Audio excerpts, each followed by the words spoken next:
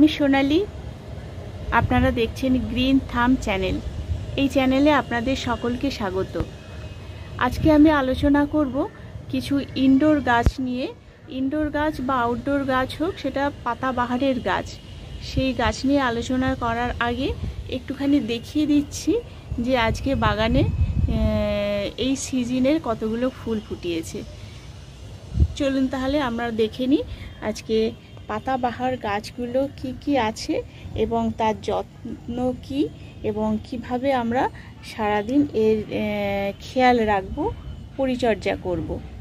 প্রথমে আলাপ করে দিই গাছগুলোর সাথে। এটা তো আপনারা সবাই চেনেন, স্নেক প্ল্যান্ট, যেটা অনেক ধরনের ভ্যারাইটির এখন পাওয়া যাচ্ছে। তো আমি একটা নিয়ে এসেছি এখন আপাতত। সব গাছেরই কাজই এক। স্নেক প্ল্যান্টের কথা আপনারা অনেকেই জানেন যে এটা খুব ভালো এয়ার পিউরিফায়ার করে। এই গাছটা ঘরে রাখলে আমাদের অক্সিজেন সাপ্লাই করে অনেক বেশি, আর এর জন্যে খুব বেশি যত্নের দরকার হয় না। আর এইটা যেহেতু অক্সিজেনটা আমাদের বেশি দেয়, সেই জন্য আমরা এটা ঘরের মধ্যে রাখতে পারি। তারপরে হচ্ছে এই গাছটা, এটা একটা খুব সুন্দর গাছ, খুব সুন্দর। এটা একদম ইনডোর গাছ। ইনডোর গাছ বলতে কিন্তু সব গাছই একটু মানে ডার্ক আলোতে রাখতে হবে, মানে ডাইরেক্ট রোদ্দুর নয়, কিন্তু একটু আলোর মধ্যে রাখা দরকার। এই গাছটার নাম হচ্ছে অ্যালফেনিয়া টুইস্টেড। এই গাছটা আমার তো খুব পছন্দ হয়েছিল বলে আমি এনেছিলাম, কিন্তু কতটা যত্ন করতে পারবো জানি না। একটুখানি পশ্চিম দিকে জানলায় ছিল, রোদ লেগে গেছে, শেষের পড়ন্ত রোদটা, সেই জন্যে ডাইরেক্ট রোদ লেগে গিয়ে একটুখানি পাতাগুলো এভাবে কুঁকড়ে গেছে। তো এই গাছগুলোর একটু খেয়াল রাখতে হয়। যাদের ঠিকঠাক মতো জায়গা, মানে পূর্ব দিকে জানলা বা ব্যালকনি আছে, তাদের পক্ষে খুবই ভালো। এই গাছগুলো সকালের নরম রোদটা পায়, আর তারপরে আর মানে আলোটা পায়, যার জন্যে গাছের কোনো ক্ষতি হয় না। আর এই গাছটা আমাকে ল্যাভেন্ডার বলে দিয়েছে, কিন্তু আমার মনে হয় না এটা ল্যাভেন্ডার, এটা এক ধরনের পাতাবাহারই হবে। এটা আমি নাম জানি না, যদি আপনারা কেউ বলতে পারেন তাহলে আমাকে একটু কমেন্টে জানাবেন। কিন্তু আমি পরে যাচাই করে দেখেছি যে ল্যাভেন্ডার গাছটা একটু অন্যরকমই হয়। তারপর আমি দেখাচ্ছি, এটা হচ্ছে পিস লিলি, যেটা অনেকেই মানেন যে এই গাছটা হচ্ছে শান্তির প্রতীক।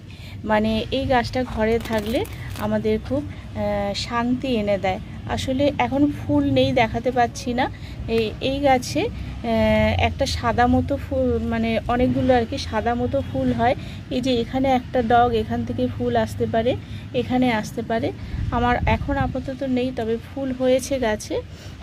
এই গাছটা ইনডোর গাছ, এটাকে ঘরের মধ্যে রাখলে এও বেশ ভালো অক্সিজেন দেয় এবং মনের শান্তি দেয়। আর এটা হচ্ছে জেড প্ল্যান্ট। এটাকে আমি রিপোর্টিং করিনি, এখনও করতে হবে। এটা দিয়ে আমার ইচ্ছা আছে টোপিয়ারি করব। এই গাছটার এই ডগগুলো কেটে দিয়ে, এইখান থেকে যদি কেটে দিয়ে আমি আবার বালিতে বসিয়ে দিই, এর থেকে কিন্তু অনেক চারা তৈরি করা যায়, আর কেটে দিলেও বেশ ঝোপালো হয়। এই গাছটার এখনও পর্যন্ত আমি সেভাবে যত্ন করে উঠতে পারিনি, এত গাছ নিয়ে আর পাচ্ছি না আর কি সেভাবে যত্ন করতে। তবে এই গাছটাকে দিয়ে আমার ইচ্ছা আছে টোপিয়ারি বানাবো। যে কোনো শেপের টোপিয়ারি বানানো যায়, সেটা আপনারাও চেষ্টা করলেও কিন্তু পারবেন। আর এটা হচ্ছে অ্যাগলোনিমা। অ্যাগলোনিমার অনেক ধরনের কোয়ালিটি আছে, তার মধ্যে এটা একটা। এটাও হচ্ছে আর একটা অ্যাগলোনিমা। আর এটা হচ্ছে কলিয়াস। কলিয়াস গাছটার একটা মাত্র ডাল আছে, তবে এর গোড়া থেকে গজাচ্ছে। এই গাছটাও আমি ছেটে দেব, এখান থেকে কেটে দিয়ে আবার বসিয়ে দেব, দিলে কিন্তু এগুলো খুব সহজেই হয়। এই গাছের কোনো ঝামেলা নেই। তবে ঝোপালো হলে, গাছের কালারটা দেখেছেন কি সুন্দর, ঝোপালো হলে কিন্তু দারুণ দেখতে লাগে। এগুলো রাস্তায় কিন্তু এমনি দেখতে পাওয়া যায়, এমনিই পড়ে থাকে, কিন্তু এইটাকে আর কি একটু যদি সাজিয়ে আমরা রাখতে পারি তাহলে কিন্তু দারুণ সুন্দর লাগে একটু ঝোপালো হলে। আর এটা একটা আছে ক্যালাডিয়াম, এটাও আমার রাস্তা থেকে নিয়ে আসা গাছ। একটা এত সুন্দর গাছ রাস্তার মধ্যে হয়ে আছে, আমি তুলে নিয়ে এসে এটা বসিয়েছি, খুব সুন্দর হয়েছে এবং এর ভেতর থেকে কিন্তু আরও চারা বেরোচ্ছে। এই গাছটা তারপরে এই গাছ, এগুলোর কিন্তু চারা হয়। এখানে যে দেখাচ্ছি এটা অ্যাগ্লোনিমা, এর পাশ থেকেও কিন্তু চারা হয় যখন বড় টবে দেব। এখন তো ছোট গাছ, এর থেকেও কিন্তু সাইড থেকে চারা বেরোয়। আর এটাও হচ্ছে পার্পেল হার্ট, এটা কিন্তু রোদের গাছ, এটা ঘরে রাখার জন্য নয়, তবে রোদে রাখলে মিডিয়াম রোদে রাখা যায়। আর মাঝে মধ্যে কিন্তু ব্যালকনিতে রাখাই যায় দেখতে ভালো লাগার জন্যে। আর এটা হচ্ছে মানি প্ল্যান্ট। মানি প্ল্যান্ট আমি দুভাবে করেছি, একটা হচ্ছে দেখুন জলের মধ্যে বসিয়ে করেছি এই গাছটা, এর কোনো ঝামেলা নেই, যদি খাবার দেওয়ার দরকার হয় এই জলের মধ্যে খাবার দিতে চাইলে দিতে পারেন। আর এটা করেছি একটা মাটিতে, কারণ এটাকেও আমি যেখান জায়গা থেকে নিয়ে এসে এখানটা বসিয়েছি দেখানোর জন্যে, এটার একটা সাপোর্টের দরকার আছে। যাই হোক, এটা একদম ঘরের মধ্যে জানলায় থাকে, এটা কিন্তু ওটার থেকেও খুব সুন্দর বেড়ে উঠেছে। এর জন্যে কিন্তু খুব রোদ পছন্দ করে না এই মানি প্ল্যান্ট গাছ, তবে লোকে বলে মানি প্ল্যান্ট ঘরে রাখা ভালো। জানি না কত মানি আসে, কিন্তু আমি তো আমার সাজানোর জন্য এই গাছগুলোকে রেখেছি। তাহলে এই কটা গাছ আমি দেখালাম, মোটামুটি 10-11টা মতো ইনডোর আউটডোর পাতাবাহার গাছ। এইগুলোর পরিচর্যা কি করবেন বা পটিং মিক্সচার কি করবেন সে কথাই আমি আসছি এবার। আমি এরকম একটা 6 ইঞ্চি টব নিয়েছি, এর তলায় কিছু মানে টব ভাঙা টব কুচি দিয়েছি, তার উপরে বালি দিয়ে রেডি করে নিয়েছি। আমি এখন এই স্নেক প্ল্যান্ট গাছটাকে রিপোর্ট করব। এটাও আমি ছাড়িয়ে নিয়েছি। দেখুন এখান থেকে কটা বেরিয়েছে, এখান থেকে অনেকগুলো কিন্তু চারা বেরিয়েছে।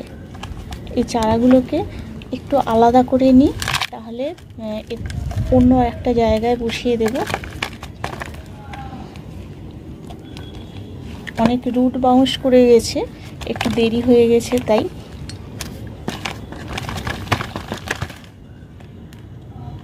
এখান থেকে কিছু মাটি ছেড়েও গেল, অসুবিধা নেই, এগুলো থাকে এঁটেল মাটিতে, এগুলো ছাড়িয়ে নিতে পারলে ভালোই হয়। নিজে থেকে ছেড়ে গেছে, সেজন্য কোনো অসুবিধা নেই। আমি পটিং মিক্সচারটা আপনাদের ততক্ষণ বলতে থাকি। পটিং মিক্সচারের মধ্যে দিয়েছি আমি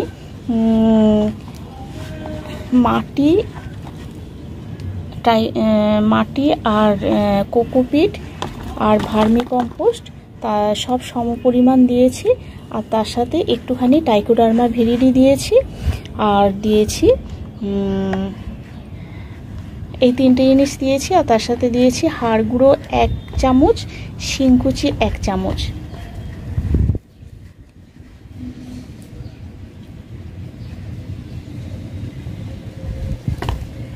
এটা এমনভাবে হয়েছে যে এটাকে কিন্তু আলাদা করা যাচ্ছে না। এই মুহূর্তে আমি আলাদা করব না, তাহলে দেখুন দুটো একসাথে জুড়ে আছে, এটাকে আলাদা করলে ড্যামেজ হয়ে যাবে। এটাকে আমি একসাথেই বসাচ্ছি, তবে পটটা একটু ছোট হয়ে গেল, আবার পরে একবার রিপোর্ট করে নেব। এখানে আমি দিয়ে দিচ্ছি ওই পটিং মিক্সচারটা যেগুলো বললাম। সব গাছের জন্য কিন্তু একই রকম, এই যতগুলো ইনডোর গাছ দেখালাম সবগুলোর জন্য কিন্তু একই রকম পটিং মিক্সচার হবে।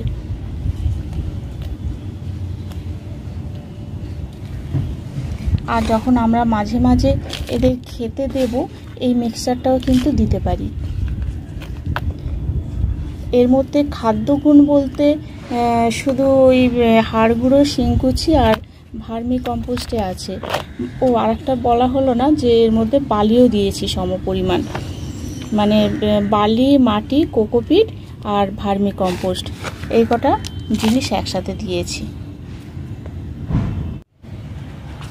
আমি যেহেতু এক হাতে ভিডিওটা করছি সেই জন্যে দেখাতে পারলাম না, 2 হাত ছাড়া গাছটা রিপোর্ট করা যাচ্ছিল না। তো রিপোর্ট হয়ে গেছে। এরপর এতে আমি জল দিয়ে দেব। সবাইকে বলে দিচ্ছি যে মাটি যখন গাছ যখন রিপোর্ট করবেন খুব ভালো করে বেশি করে জল দিয়ে দিতে হবে, যাতে একদম তলা দিয়ে বেরিয়ে যায়। সেটা আমি আর দেখাচ্ছি না, দিয়ে দেব। আর এর জন্য খাবার বলতে এই গাছটা দেখুন, এই যে মিক্সচারটা আমি তৈরি করেছিলাম এই গাছে দিলাম, সেটাও কিন্তু এই গাছে কিছুটা দরকার বলে দিয়ে দিলাম, এই গাছেও কিছুটা দিয়ে দিলাম। যেগুলো প্রয়োজন সেগুলো কিন্তু এই একই পটিং মিক্সচারই দেওয়া যায়। আর একটা জিনিস যেটা দিতে হবে সেটা হচ্ছে NPK 19-19। এটা মাসে একবার থেকে দুবার আপনারা দিতে পারেন। এই মিক্সচারটা যদি দেন মাসে একবার, তাহলে NPK 19-19টা কিন্তু আর একবার কি দুবার আপনারা দিতে পারেন, তবে গাছের গ্রোথটা ভালো হবে।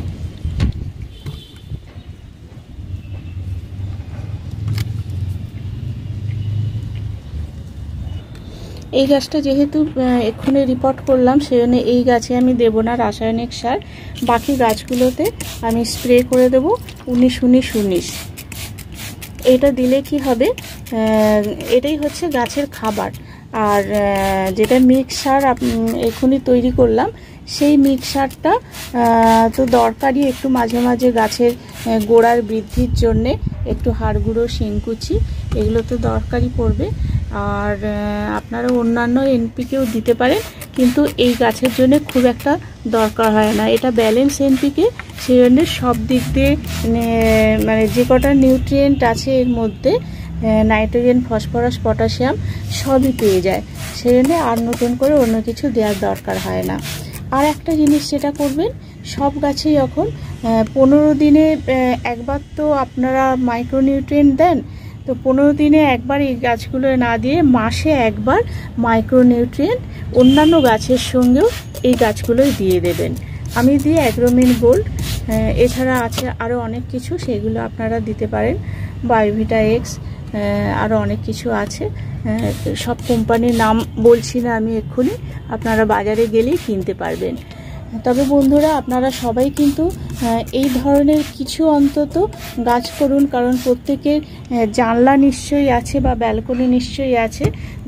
যারা স্বল্প পরিসরের মধ্যে থাকেন তাদের ক্ষেত্রে কিন্তু এই রকম গাছ কিন্তু অনায়াসে করা যেতেই পারে। এইগুলো করলে বাড়ির মধ্যে, ঘরের মধ্যে থাকলে অনেকটা অক্সিজেনও পাওয়া যায়।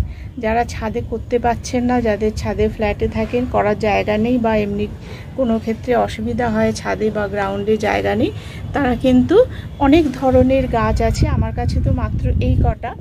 আপনারা কিন্তু একটু গিয়ে দেখুন, এই গাছগুলো একটু কস্টলি হয় কিছু গাছ, কিন্তু আবার কিছু গাছ আছে খুব সস্তার গাছ।